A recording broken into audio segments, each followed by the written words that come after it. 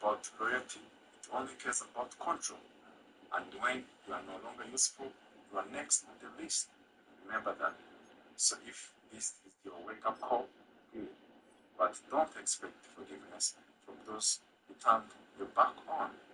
This is what Make America Great really looks like. But it ain't really. Like, subscribe, stay woke, or don't. But don't say nobody want your. See you to the next one. Thank you for watching. Bye-bye. Wish you love and peace.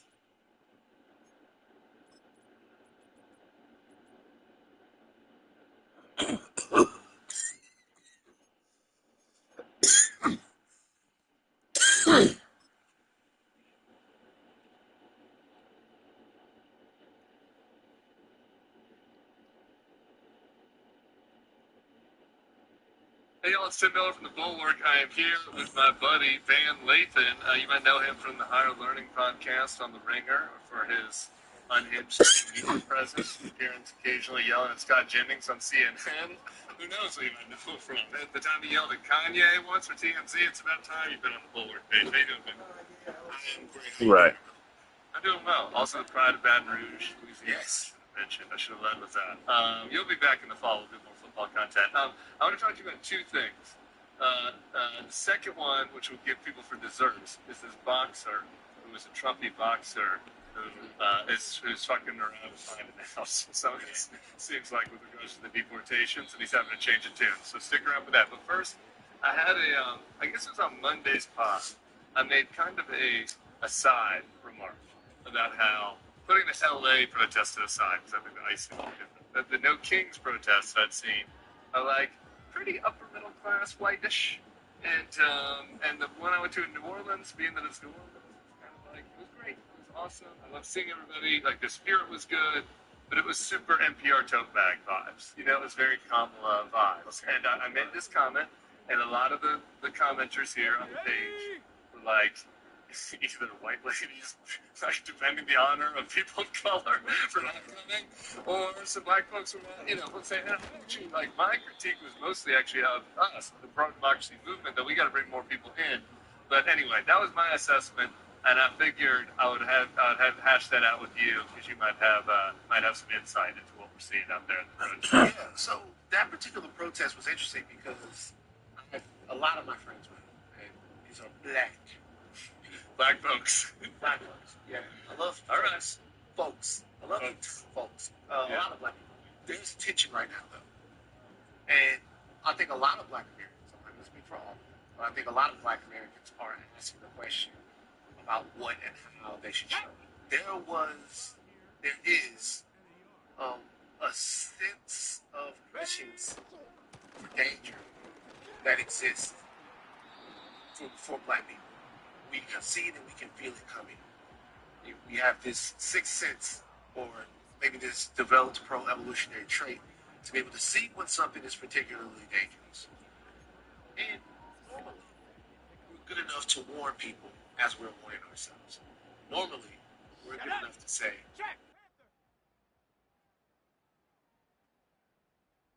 don't walk down the block. Some of us, mostly we don't. But normally, we're good enough to also tell other people. I'm sure you've heard about seeing somebody about to do something crazy. Don't go down there.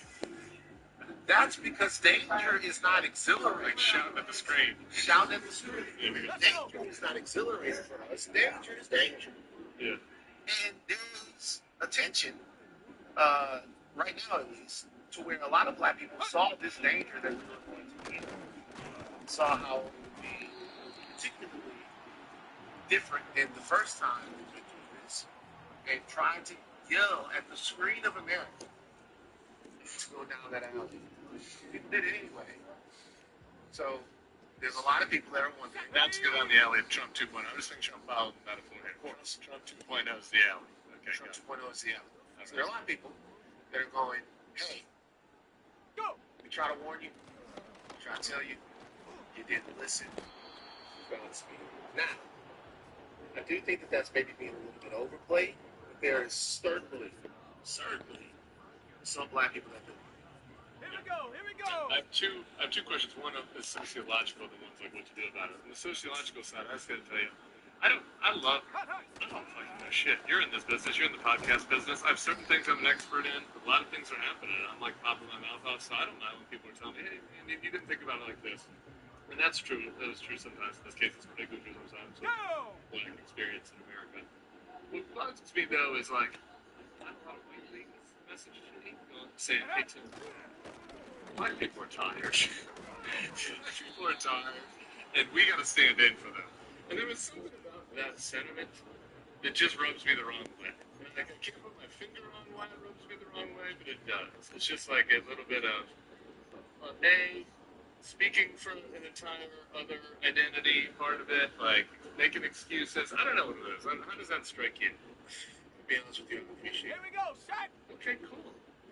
That's interesting. 60. it. Really articulate this. So 18 rattling. there's just a part of me reflexively to where it's going to bother me. It's going to bother me anytime white people are speaking for black people because it just seems like when we start down that road, we never end up in a good destination. Okay. However, in this case, if the sentiment is, look, black people are tired of being protest mules, or they're tired of being issue mules, or they're tired of being, particularly black women, in this incident just said, that always show up for America and show up to me for what's right for me. If they're tired of being the standard bearer of that, let's just pull a little bit of extra weight and do our part a little bit more. I mean, I don't have any problem with that. I would say that allies tend to speak with you and not for you. However, they weren't speaking to black people, they were talking to you. So if they were giving you that, if they were giving you that perspective, whereas, always rubs me the wrong way a little bit, I do think there's some value there. I think there's some value in them having talked to the black people that they share community with and getting some information from them about what they're prepared to do. I don't know how long we can stay out of the fight, and I don't think that all black Americans, by any standard, are staying out of the fight at all. Absolutely not. Kalika went to the protests, and other homies hit me up telling me, like, how we going to do it, how we're going to go to the protest. I think there's also something that exists. My vision and version of American justice is oriented the black American. So I always think about, should I say, how hard it's going to be for us. I'm from South Louisiana, and my introduction to America was through disparity. It was through going to Maryland to hang out with my father and his family, and just to kind of see the world that they existed in. And I loved it. I loved being out home. I love riding. I love doing all of this stuff. But I used to look, and I was like, why does this exist this way and not on the other side of there? There was a guy that we used to go tend to his horses, and he had an electric fence around his horses. So if the horses touched the electric fence, it would buzz them. And he had this great big house, and it was all manicured, and it was all of that. There was a lot of money there, right? For us, we had a lot of stuff. Well, we were living in the country poor way, the rural poor way. What's the difference? What is this? And so the world was explained to me through a set of choices and priorities. The choices that weren't made for us, and my priorities, the priority that we were. So when I think about justice, American justice, I think how do people that are have-nots become have-nots? And it's difficult for me to detach that particular struggle from other groups as well. And so when I see it, I go, well, if due process is meant to protect us, then it's meant to protect everyone. Due process is meant to be the thing that stops me from stopping risk happening, or the police coming into here with a no-knock warrant, or whatever these things that exist that are right on the fringes of it. I think that protects me, so it should protect you, whoever the you is. I think a lot of black people do that. I think we just have a problem with unfairness and injustice. and it's only so long we're going to be able to take it, no matter who the target of it is. Yeah. So I get the feeling of, last thing I'll say, I get the feeling of exhaustion, but I think once a lot of people catch their breath, we'll jump back into a bit. All right, so that's my question. It's interesting you said you kind of broadened it out because I wanted to broaden this out beyond black folks because I don't think I actually mentioned black folks in the thing because I was really thinking broadly about who was not there. In the group that had a lot of upper middle class white folks. And it was a lot of the people that Kamala really struggled to reach. And so the broader point I made was a political point, which is like, this was a good start, these protests, but there's still this nut we got to crack, which is a lot of working class people of all colors, a lot of younger people, are like not being activated at this moment by the kind of protecting democracy type of protests. They are a little bit on the anti-ICE protests, I'll say, which is why I kind of put that in separate bucket. But like, the democracies have been activated, and that's a lot of, like, obviously it's a lot of younger men too. We spent a lot of time talking about that. So I just wonder if you have any kind of thoughts on that. Like, what is not resonating there? What might, what would you advise fucking Democrats who are like, I just got this line.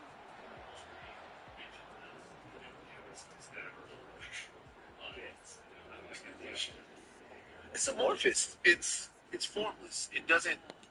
There's no meat to it. Saying that we should fight. Speaking of certain people who say we should fight. Let's go. It seems like the most important thing in the world, and it also seems like something that you don't really know how to distill. Like fighting for democracy is a big, huge thing. Democracy is the biggest thing in the world. But it doesn't seem like right? It doesn't. It's if you tell me right now, I'll give you an example of something that the right uses. They go, "Do you think that boys should play girls' sports?" And people go, "No." 19 And lions. they go, "Well, the other side, that's what they want. Yeah. They want boys to play girls' sports." Very What do you tangible. think? It might become silly or a small group of people, but it's tangible. You get it. It's easy. Right, right. They go, "Do you want to be rich or poor?" Fuck, I want to be rich. I mean, it doesn't even matter if the policies that are undergirding what they're telling you are going to lead to that for you.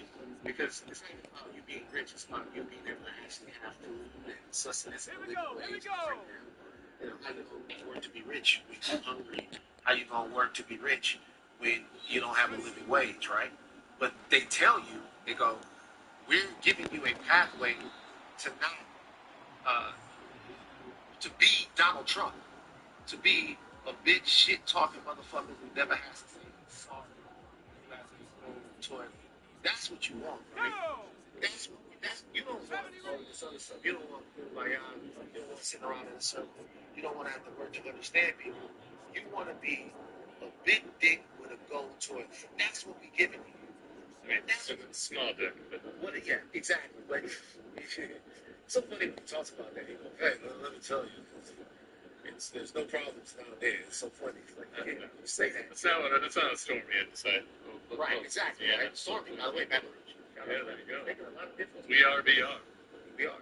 So, democracy, as important of an issue as it is, you can't put it on a Here we t-shirt. go, shot. Yeah.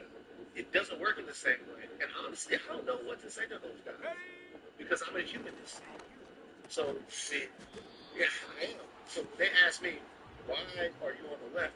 I go, I don't think your grandmother should have to die for those kids. That's what I say. I'm on the left because I don't think that the police should be able to kill you whenever they want. I'm on the left because I don't think that the government should be able to tell you what to do with your body. I'm on the left because I believe in 79 equality and the upward mobility of all people and the destruction of hierarchy. That's why I'm on. What? Ready, ready? Some of these guys like hierarchy. Yeah. They're alpha males. Well, so now we're going to keep trying to crack. If you come up with a good idea, you just let me know. All right, man. Before I lose you, I do want to talk about the Ryan Garcia thing. Or, I'm a sports cat. Football, but like boxing, MMA is out of my wheelhouse. One boxing friend tells me that Ryan Garcia is or was an up-and-comer, kind of a big deal. I don't know his status, as you can tell me about that. But he's American, from Cali. Yeah. And he was a Trumper. And he tweeted this. I'm going to read the tweet to people, and I want you to kind of tell me what you think about the whole story. He wrote, I may have voted for Trump, but I can't stay silent about what's happening with ICE in LA. These aren't just illegals or statistics. They're people. Hardworking immigrants, especially Mexicans, who pay taxes, raise families, build our communities, and are part of the people we love. Ripping them away from their homes is not just policy, it's pain. We can have borders without losing our humanity. And I was like, shit, maybe is there something here on immigration? I don't know. Joe Rogan talking out about the Venezuelans, or this Ryan Garcia guy. I don't know. Or is it just a personal thing for him? I don't know. What do you make of this story? There's definitely rumblings, right? There's Ryan Garcia's a fuck. That's But hey, hold on. Morons coming to our side's a good sign. I always said I knew it was a bad sign in 2024 when everybody's like, all the cranks and idiots are coalescing around one party. I was like, well, shit, that's going to be the majority. Yeah, you need some idiots, right? You need some idiots on your side, so we'll take And it. you also need to believe in the idea that, like, today's idiot is tomorrow's genius. Like, people just need to be instructed. The reason why I say it's Trump, right? Is ran on it, ran on it. And look, people talk about vibes. Trump was a vibes candidate. I get it. But when people say that, there's something that they never talk about with vibes. Nothing is more fickle than vibes. I want you to think about it. You've been at a party where the vibe is great. Yeah. Everything is vibing. The DJ plays the wrong song, vibe killer. Wrong person walks into the party, vibe killer. Wrong memory gets brought up, vibe killer. A vibe is very fragile. So when you vote on vibes, you're voting for fragility. You're voting for something that can change on a dime. You're not voting for something that has any structure to it.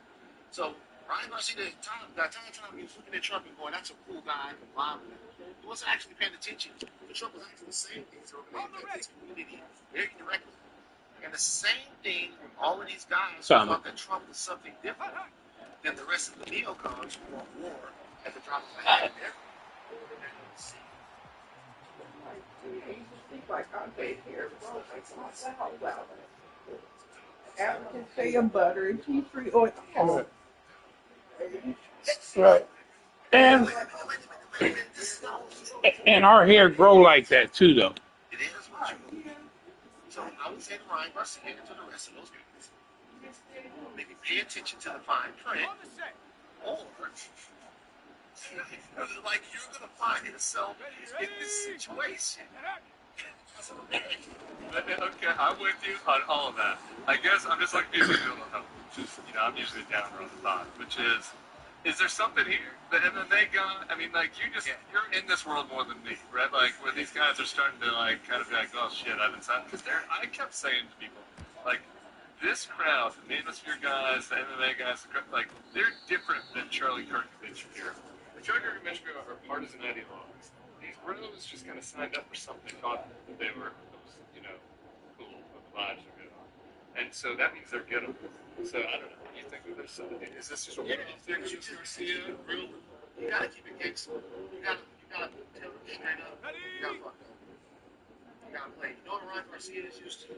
He's used to getting punched in his head. Whatever he drops into his head. That's what he's used to. That's how he learns. He learns by getting sat on the canvas. That's what he learns. That's what you gotta talk to him. You can't baby these motherfuckers, which is what we've been trying to do. Ryan Garcia got played. He got used like an idiot, and now the pain of his community, because he's from the IE, the pain of his community is on him. He is one of the people that told those people to go out and vote for that guy without paying attention to himself. It's on him. It's his fault. And so to me, yeah, there is something there. You've seen Joe Rogan backtracking a little bit over the El Salvador stuff. He hasn't really been talking about the freedom of speech stuff, which is pretty interesting. I thought that would get him going a little bit, but he hasn't really dug into that. You see all of this stuff happening. Those guys are gettable, but they're not gettable by dancing around it. You're not going to nice them back into the situation. You're going to have to talk straight to them. We're going to know Ryan Garcia's handsome. So are there any lefty MMA or boxer guys that I could start to follow? Is there anybody speaking? Nah, brother. It's the whole, MMA, it's just bro. it's fucking uniform. The UFC,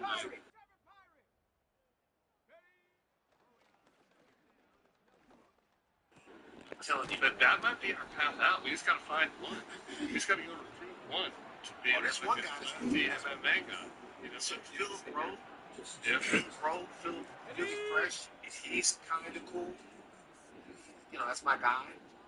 I wouldn't call him a leftist. He's cool. 19 But times. in 19 the combat sports era, you have to remember, it's gonna be hard for you to be a lefty when your goal is to beat somebody's face.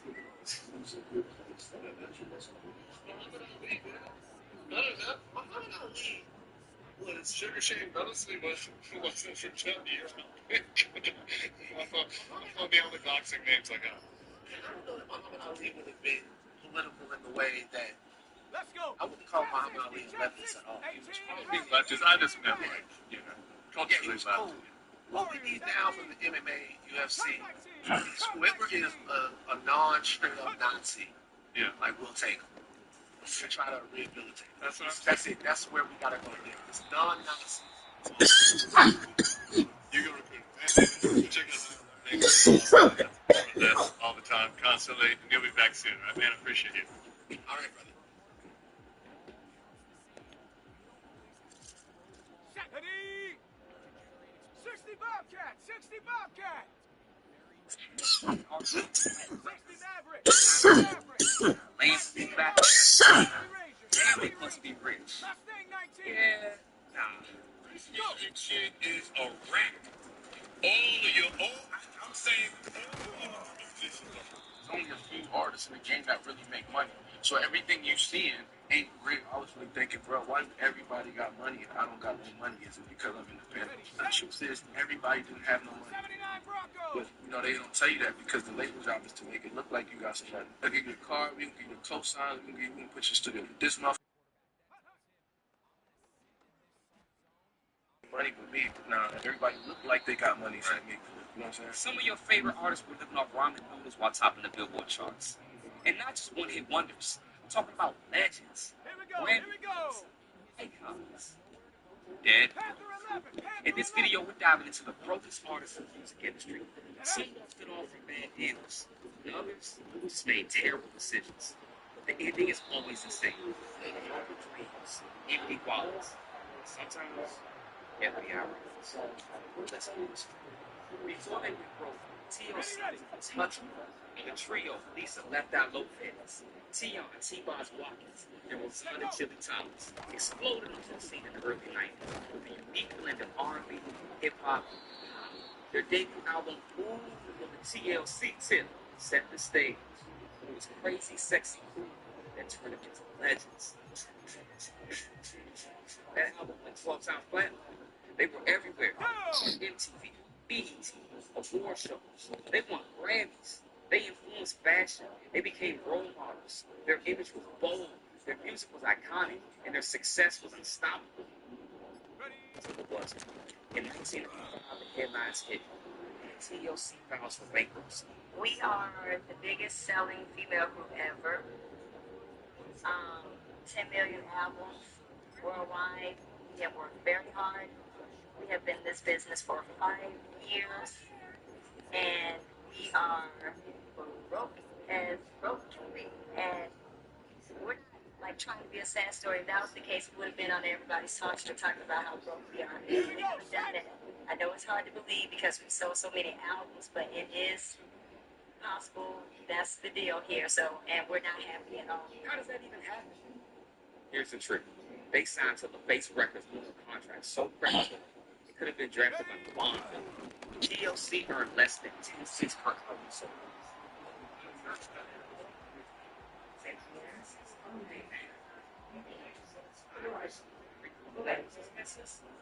Spartan McNoodle's budget at best. They were handed what's called an advance. Money that's not free, by the way. It's basically a loan. The label pays for studio time, marketing, tours. Then they charge it all back to the artist before royalties even hit their pocket. It's like being told, hey, congratulations, you made $1 million. Now you got to pay back this $950,000 bill. And here's the kicker. While TLC was struggling, their label execs were becoming millionaires. Off of their backs. Clive Davis and LaFace execs were getting bonuses from the same albums TLC couldn't even eat off of. Even their lawyers were double dipping. advising the girls while also working with the label. It was a textbook case of exploitation disguised as opportunity. This wasn't just bad business. This was a system designed to trap young, talented black women into signing their rights away before they even knew what publishing was. Lisa Lopez literally broke it down on national TV. The group was selling out stadiums, breaking records, and each member was walking away with only $50,000. Meanwhile, the label executives, they was eating filet mignon off their platinum plaques. This is how a group can sell 10 million records. Tag. And everyone ready to do your next. Okay, there are 100 points on the album. TLC had 7. Every point was equal to 8 cents. Alright? 7 times 8, 56 cents. But as time went on, we learned a lot. That means every time an album gets sold, TLC gets 56 cents. So 10 million records, $5.6 million. Seems like a lot of money. Well, it's not a lot of money when the record company has spent $3 million to record the album. And in the record business, we pay all costs back to the record company. We pay recording costs, video costs. So now we have $2.6 million left. Well, guess what? When you have that much money, you're in about 47, 48, 49 tax bracket. That immediately gets deducted to 1.3 million. Okay, ready? Then you split the rest 3 ways. You got about $300,000. Is that okay? $300,000. To buy a nice house with that. And when am I gonna pay my bills? Left Eye said it best. This is how a group can sell 10 million albums. Bro, that's it. T-Pain didn't just make hits. He rewired the sound of modern hip-hop and pop. Before him, auto-tune was mostly used to discreetly correct pitch. It became a stylistic weapon. From buy you a drink to bartender to every feature in the mid-2000s, his voice wasn't just recognizable. It became the sound of the entire era. That's not an exaggeration. Without T-Pain, there's no Kanye West on 808s and Heartbreak. There's no Travis Scott Space Crew, no dark trap beats. No future melodic mumble rap. Even Kanye admitted it. T-Pain walked so he could get away. It really came down to the same fact of what Kanye told me. Like, he really did say to me that 808s and Heartbreaks is Rabbit Turn Singer. Because Rabbit Turn Singer was a bunch of love songs with a ton of bass in it. And I'm making love songs with bass, love songs being the heartbreak, 808s being the bass. So, in a sense, we just kind of remade Rabbit Turn Singer, but in all honesty, just like Kanye said, he just had a better marketing. At one point, T-Pain was so dominant that if you were an artist without a T-Pain feature, you would probably just wait for him. He was everywhere. Grammys, BET, MTV, Billboard. And behind all of it, he was raking in what he said was over 40 million.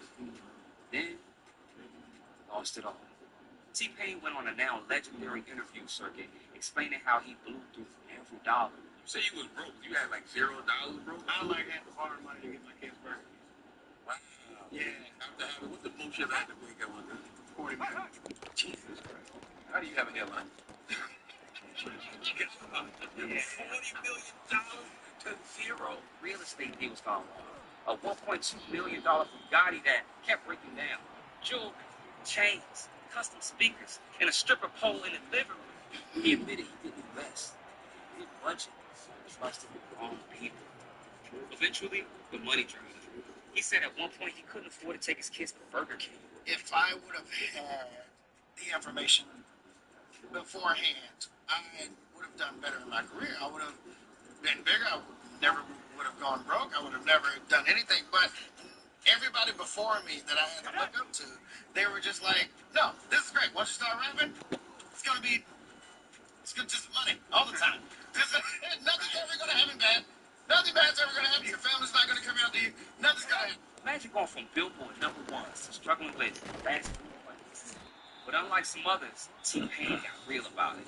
He got on Twitch, started producing his own music again, toured smart, and became an advocate for financial literacy.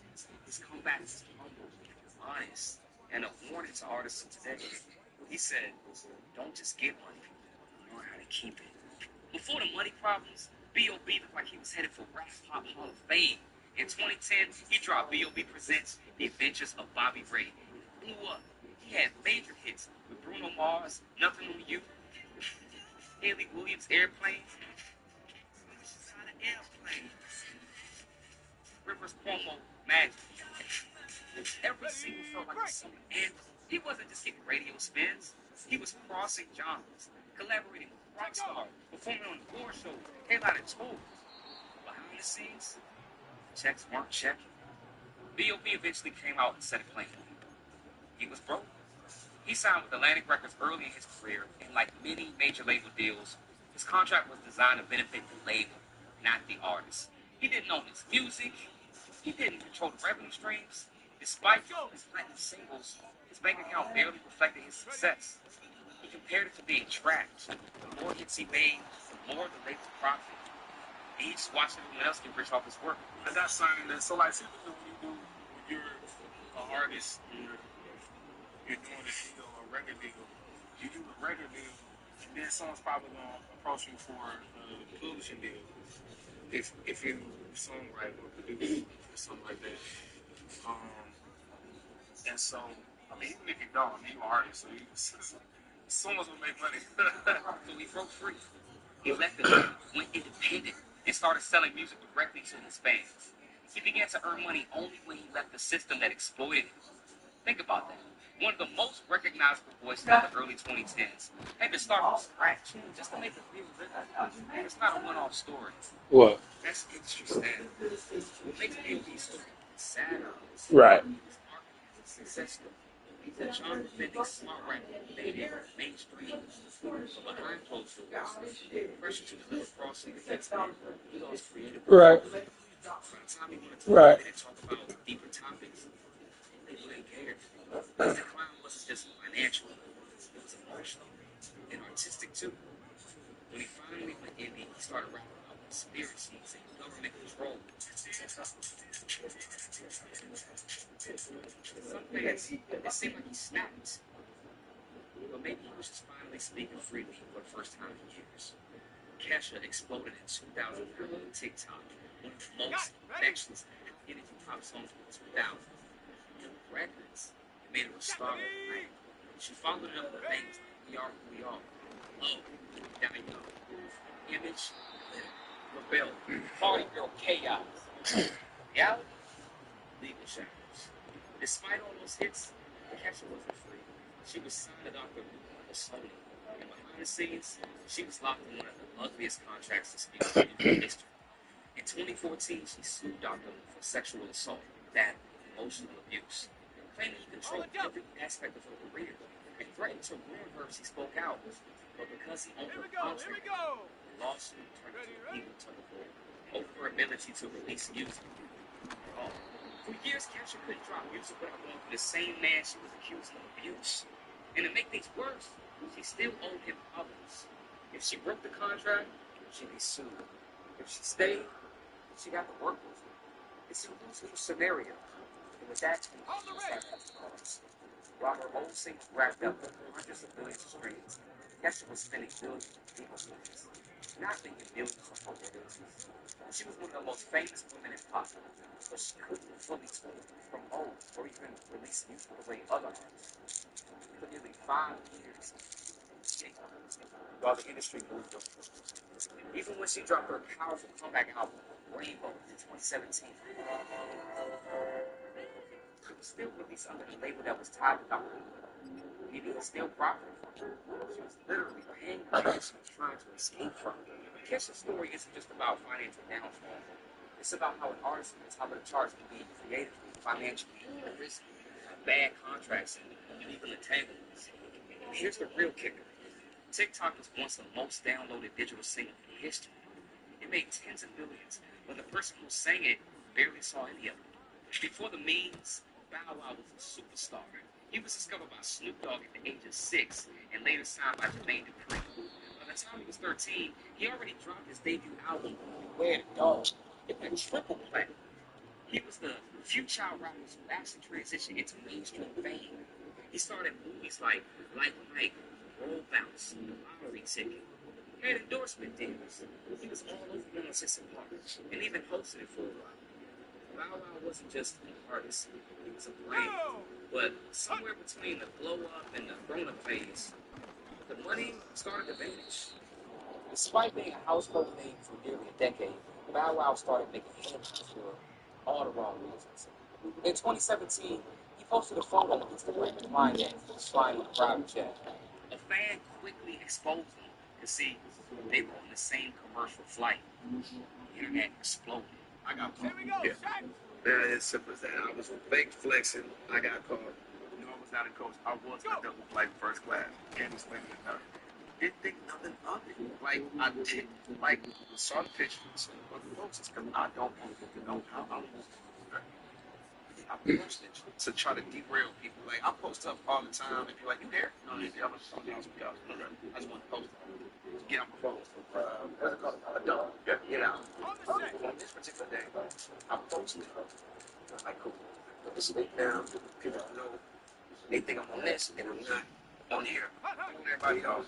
Somebody actually bothered somebody on the plane. We said with the phone, got me, posted it, and I said, okay, give me a slide. Y'all caught me one time. Right. I will never do this again. Right. It's over. The Bow Wow challenge was born. People posted fake flexes, mocking celebrity photos. But it wasn't just funny. It was revealing. Bow Wow had allegedly been leasing most of his luxury cars, sued multiple times for unpaid show fees, and owed thousands in back taxes. His finances weren't lining up with the image he projected. In interviews, he admitted the pressure to maintain a lavish lifestyle to stay relevant because of the music industry, perception is currency. And for someone who grew up in the spotlight, the idea of looking broke might have been scary than actually. Bow Wow's fall is also a reflection of what happens when you grow up in the spotlight. The music industry before he was even old enough to drive. He never had a childhood, financial mentor. Hey, bro, can I go? Can Everything about and when you break this, you can't have it, bro. You can't have it. You have to win the game another way. that's why too much fame, too soon, and no safety net for the white man. Sean Kingston dropped Beautiful Girls in 2007. He was only 17 years old. That song catapulted him to global fame.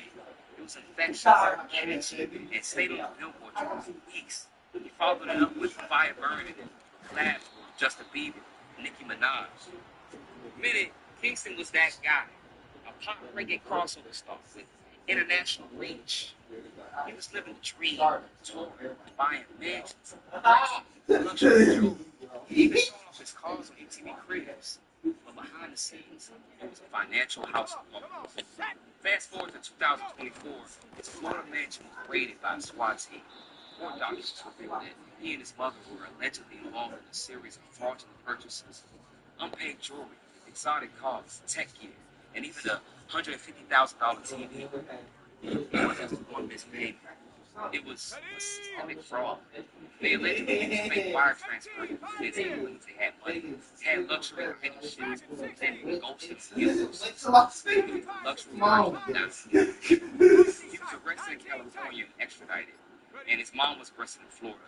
And while his attorney claims it's all a misunderstanding, receipts say otherwise. Sean Kingston and her summer anthem came to headline news, and out of the way you want. The Sean Kingston situation is so bizarre because he didn't just fall off, like he leaned into it. He leaned into the chaos. Reports say that he literally was running a fake lifestyle, promising performances, ordering luxury items that he never intended to pay for, and started using his fame as currency. One lawsuit claims that he used Justin Bieber's name to secure. It's the ultimate example of how celebrity can be weaponized, not for success. MC Hammer was at the top of the world at one time. You can't touch this. He's a cultural phenomenon. He sold more than 30 million records and had brands like cartoon stadium tours. At his peak, Hammer was worth 30 million. But he didn't just spend. He burned through the money. He bought a $12 million mansion in California. He kept a staff of over 200 people on his payroll, bodyguards, entourage, chefs, and even someone to take care of the horses. He had horses. He was the original giving back to the hood rapper, which is admirable. But without boundaries, it became financially catastrophic. Within a few years, he filed for bankruptcy. At one point, he owed more than $13 million. The fall was so dramatic. One minute you're too legit to quit, and the next you're too good to function. Even crazier, MC Hammer tried to make up for it by going back to what he did best. Magic was coming. He toured small venues, released gospel albums, and even started a tech company. None of his stuff. MC Hammer was generous, but to a fault. He gave jobs to everyone from his old neighborhood. And some say he was trying to buy loyalty. And others say he just didn't know how to say no. Either way, Hammer didn't blow $30 million on himself. He blew it trying to take everybody with him. To his credit, though, he eventually bounced back. He became a pastor, made some smart tech investments in Silicon Valley, and started living well within his means. But his rise and his fall is one of the most infamous financial stories in music history. Now, this next artist wrote one of my favorite songs as a kid. I had no business listening to it, but in 1999, Cisco dropped it. He became a global superstar overnight. The track was ridiculous, outrageous, and fast. It went platinum, got non-stop airplay, and made Cisco a household name. He leaned into the success, bleached blonde hair, flashy outfits, and his performances. His debut solo album, Release the Dragon, was a commercial success. But as quickly as he rose, the industry shifted. His follow-up albums didn't perform as well. He was hit with label issues, and most critically, he didn't own a major piece of the bonus. The producers of the song originally sampled Eleanor Rigby, but replaced it with new strings. They dodged that bullet, but the real trouble came when Cisco insisted on using lyrics and melody from Ricky Martin's song, Living La Vida Loca. The producers warned him, but Cisco didn't listen. So, the writer of Living La Vida Loca, Desmond Child, owns most of the publishing of the song. Cisco got paid a flat fee, minimum royalties. All of a sudden, like, you start seeing you lose checks going across. Desmond Child has more ownership of the song than anyone. But that didn't stop Cisco from living his lavish life. He kept spending like the money never stopped. Fashion, videos, touring. The cash flow drives. He was just looking at He's a him global icon to struggling to book shows. The Cisco story also reveals something pretty tragic about one-hit wonders. Even when you make that song, the kind everyone remembers, if publishing, licensing isn't your name, that's bad. The track made billions for the label, writers, and producers. Everybody's right here. Years later, he admitted he had financial regrets and made poor business decisions. It's the classic case of blowing up without a financial game plan. Tony Braxton was the voice of the 90s. Deep, sultry, emotional. She made Heartache sound expensive. Her 93 album sold $2 million. And then came Unbreak My Heart, the biggest ballads of all time. Yes, platinum plaques, sold out tours, one of the most iconic voices in R&B. Then she filed for bankruptcy. Not once, but twice. Her first bankruptcy came in 1998, right after her career-defining release. She had sold over 15 million albums worldwide, yet she only had $2,000 in her checking account. It was the classic music industry trick. She signed a contract with Guess Who, LaFace Records. They gave her less than 35 cents per album. That's the problem. After all the label made tens. She got scratched. In the roots list, she couldn't even perform her own songs. During the bankruptcy, the judge barred her from touring because the rights to her music were technically owned by the creditors. Being world famous and not being able to sing the songs that made you famous. But it gets worse. In 2010, after recovering, restarting her career, and getting back on TV, she filed for bankruptcy again. It's reported she owed between $10 and $50 million in unpaid debts. Why? She was living a lavish lifestyle, had unpaid taxes, but also she was facing legit medical issues. She was diagnosed with lupus, a chronic autoimmune disease, and had to cancel shows, which meant losing tons of income. She said she was sick, couldn't perform, and still had to pay for stylists, dancers, and a tour bus that she didn't use. At one point, Tony had to auction off her awards, furniture, and rights to the royalties just to pay bills. She lost the rights to some of her biggest songs, and still kept getting labeled as different. Bad One. Tony Braxton's story isn't just sad. It's infuriating. She had talent, sales, fame. The industry still hated her. Because in music, it's not about how much you make. It's about how much you own. The music industry is brutal. It doesn't matter how famous you are. If you don't own your music, manage your money, or understand your contracts, you can end up broke with black. I'm out of the music industry because ain't no money in the music industry. And I know people might get mad at you, but understand, y'all know there's a lot of things that we used to do. It ain't no money, you don't get the tapped out. They're trying to figure out how to make money off of streams. When Snoop put a post up, say, man, I sold 1 billion streams, I only made this little money. Where the millions at? We knew where our money from because we had tangible goods. And that's why I got into the product game. We could actually have tangible goods. I told people all the time, product of this talent. How do you get around we not him? Michael Jordan is still successful because of the shoes, not because him shooting balls into the.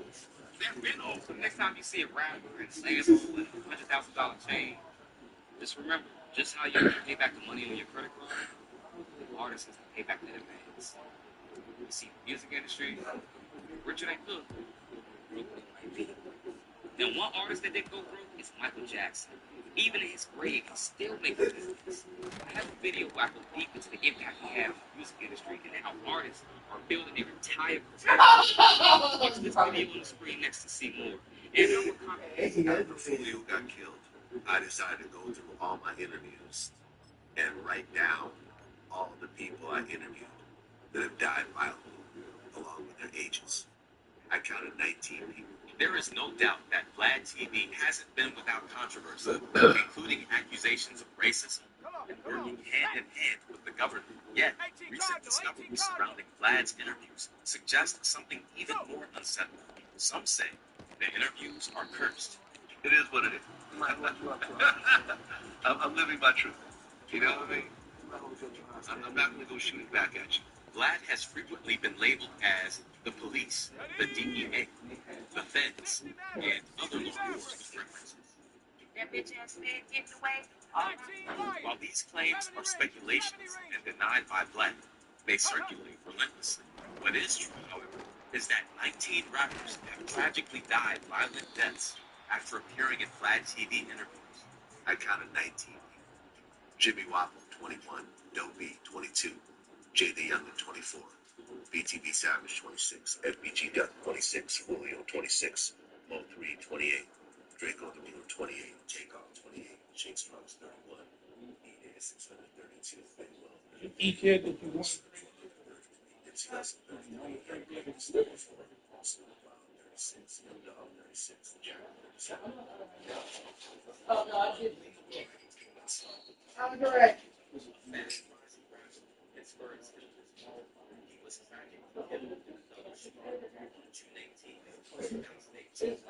the same neighborhood where he was living on It's away, right, you're gonna go back to pain or where they found two men inside of him, some regular gunshot. One victim survived in stable condition. Another was transported in critical condition and later passed received Presbyterian Hospital and county medical examiner's office. y'all don't know me? He died from a gunshot wound to the head. This is just here in Washington City. As I said before, the same man I see the shot of the shots of the vaccine. The shots of the city. The shots of the community as well as the whole city. What's eerie is that Waffle appeared on Vlad TV just a year before, discussing his early music days and surviving 2 previous shootings, only to be killed after sharing his story on the platform. I was watching an interview where you were speaking about how getting shot changed you. Yeah, the second time I got shot, first time I got shot, I was more eager to get back at what happened to me. I shot me way younger. The second time I had much more feel behind it. I thought. This pattern continues with another artist, Doe B, who had a similar fate. A member of Grand Hustle, Doe B sat down for an interview with Vlad in 2013, where he talked about being shot in the eye, which left him with his signature eye patch. But just months later, on December 7th, 2013, he was shot and killed in his hometown of Montgomery, Alabama, the Sentinel barring room, he was struck in the leg and bled to death before reaching the hospital. Both cases leave an unsettling feeling, especially considering their appearances on Vlad TV before their untimely deaths. Doesn't get shot at both 917. Okay, so we'll let up to that.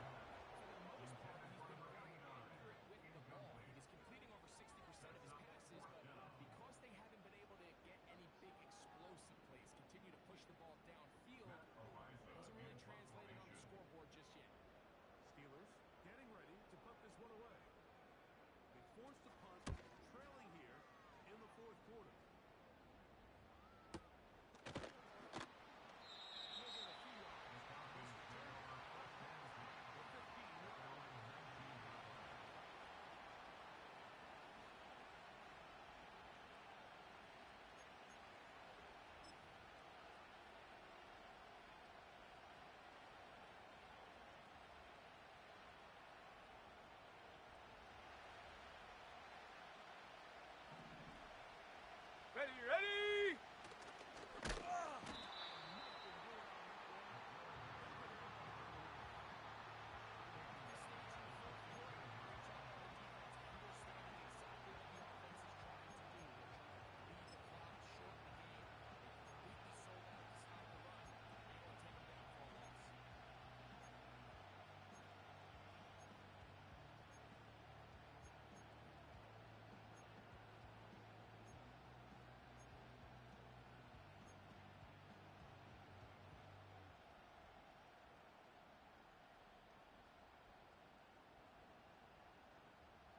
Set!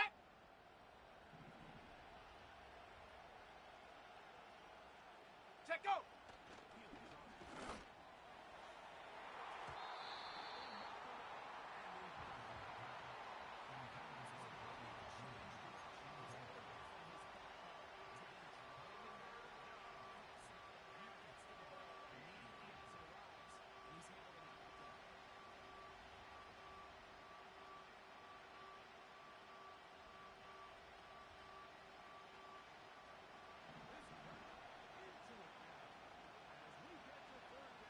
Set it! Ready!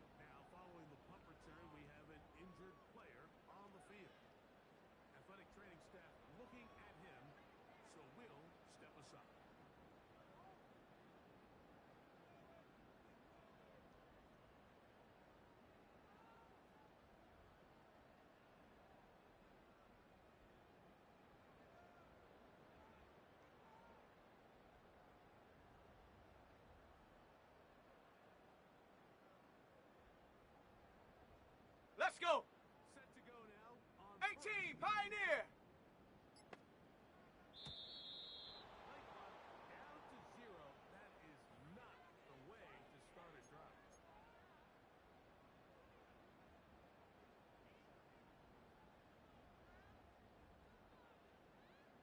Dragon 60! Set! Ready! Ready!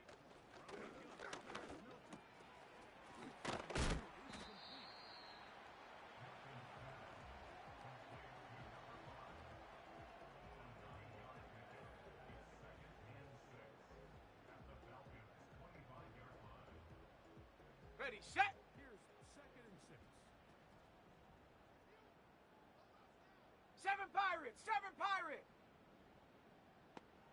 Ready, ready.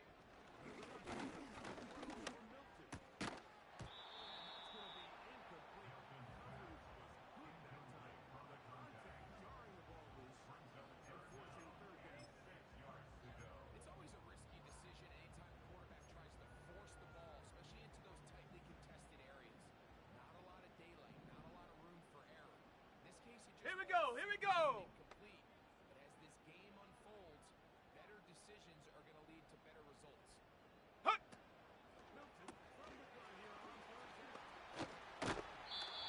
It's a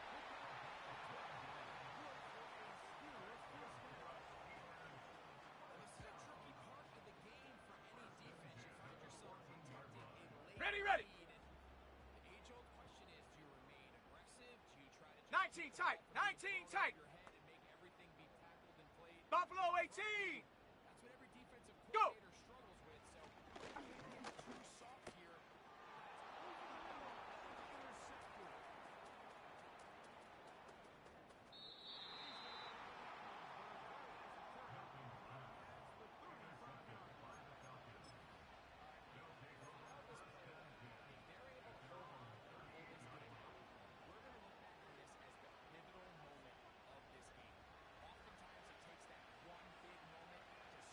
Down.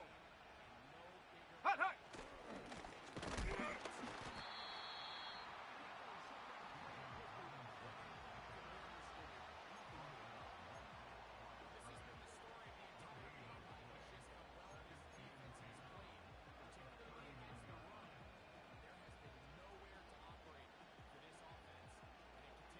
Here we go, set. Set up.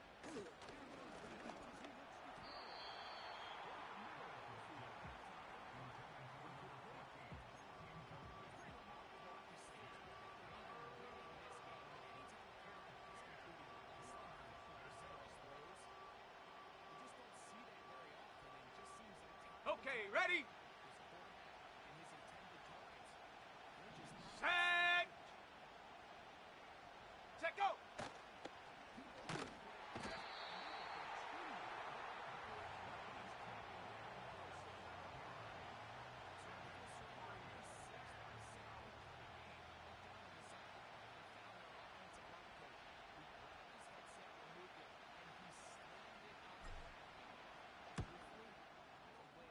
His unit has been getting worked up front. Good coverage by Hudson. Before he can get any return on down. 41-yard line.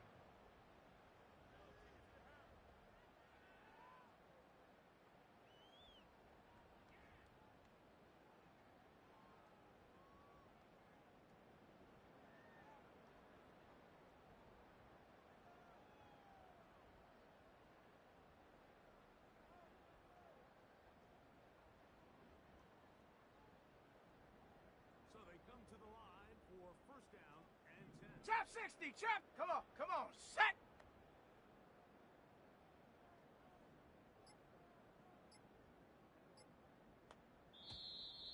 Play clock has expired.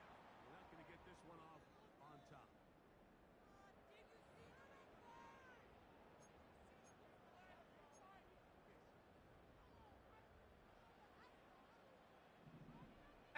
Rattler, 18 Rattler. Ready? Warrior 70. Tight end, the motion man to the right. Ready? Get out of the gun.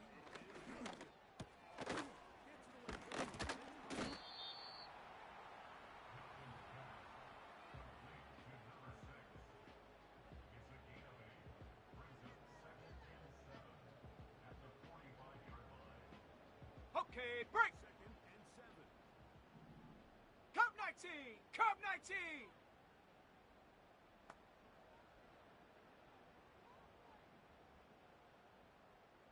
They send the tight end in motion. Ready? Throwing on 2nd down is Milton.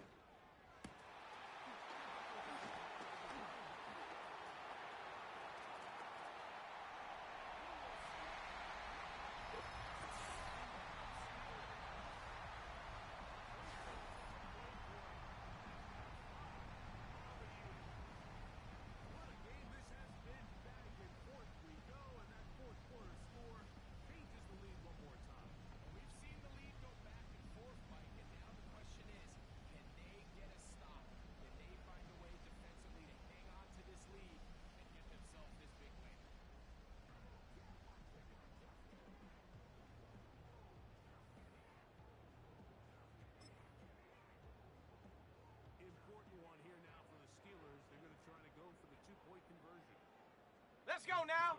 Will line up for the two-point conversion. Ready, ready.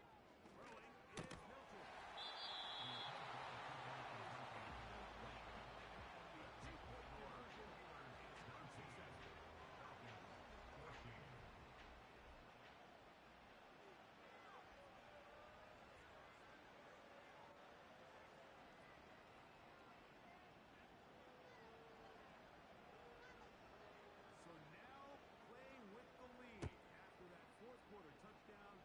Time to kick it back the other way. They'll elect to bring it out here. He'll get across the 20, knock him down. This option will cover first and 10 at their own 23-yard line.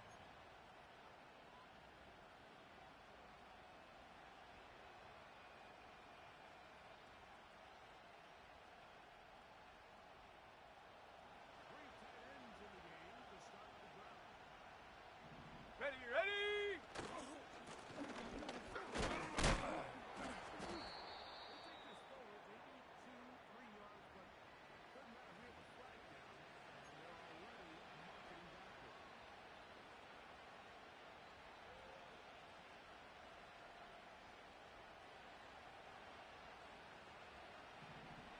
Set.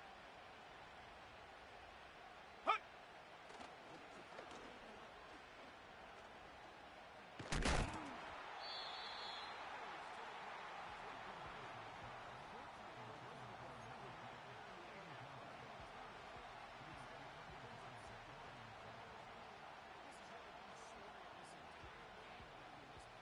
Ready, break. Set it.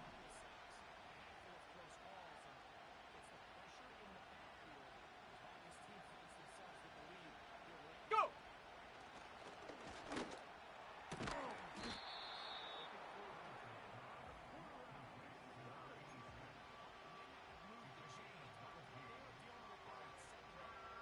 Let's go.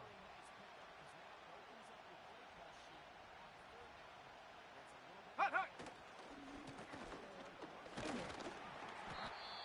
He didn't need much. I don't think he got there. It's going to depend on the spot. Looks like he is short on that one. That last snap with an injured player. He's on Robinson, who's in some pain down there. The training staff goes to look and will step out for a moment.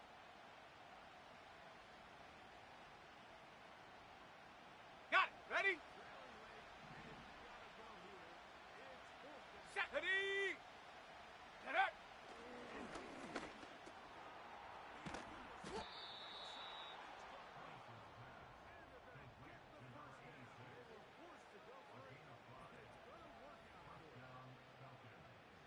Give a little credit here defensively. Even though they allowed the first down, we've seen defenses really struggle bringing this big. Here we go. Here we go.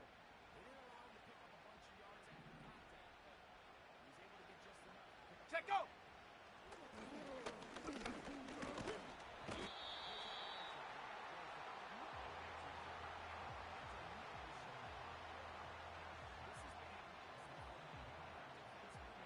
On the jump.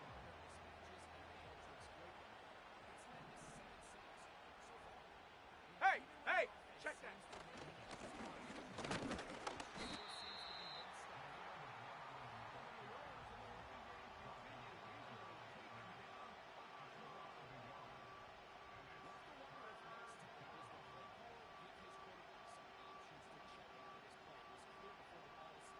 Down. You can see the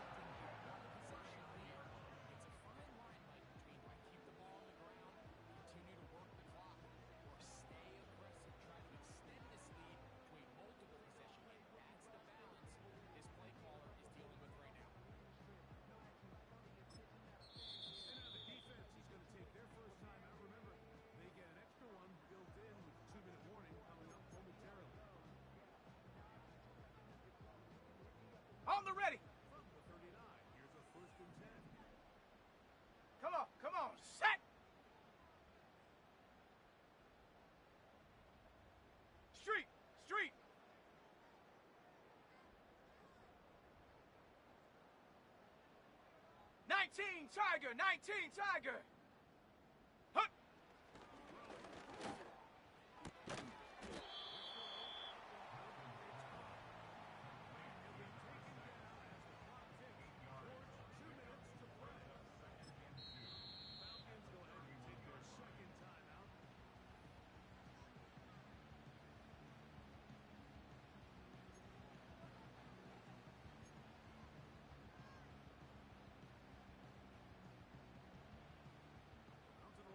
Hurt, hurt. Ready.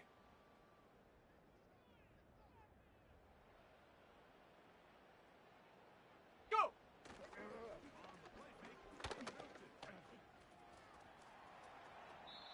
So just under 2 minutes here in this one.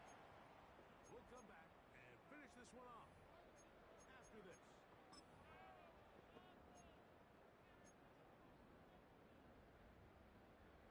Now a 3rd and 2. Let's go now. Hut, hut.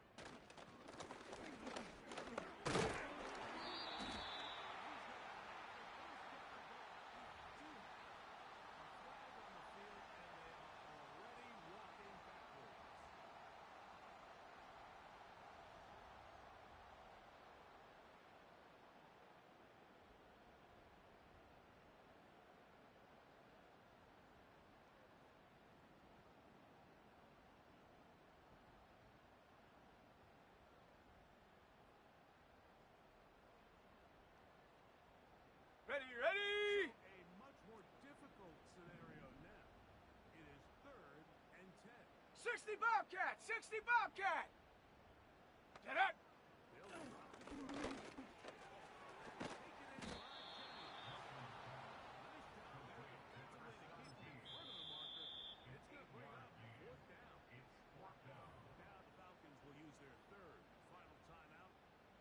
They'll discuss what's to come as 4th down is looming.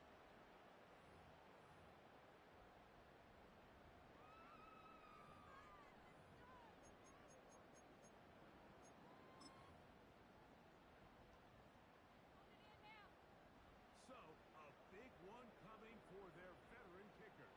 This to stretch the lead to a touchdown.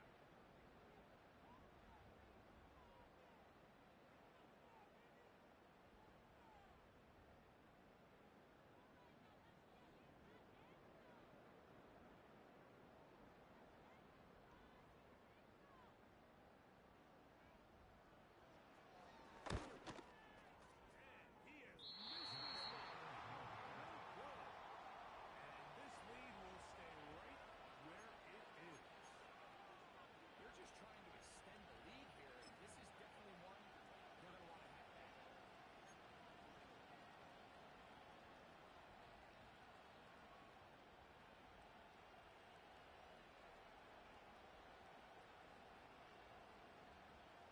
On the set. They'll go up for 1st and 10. Cougar 19. Set, go.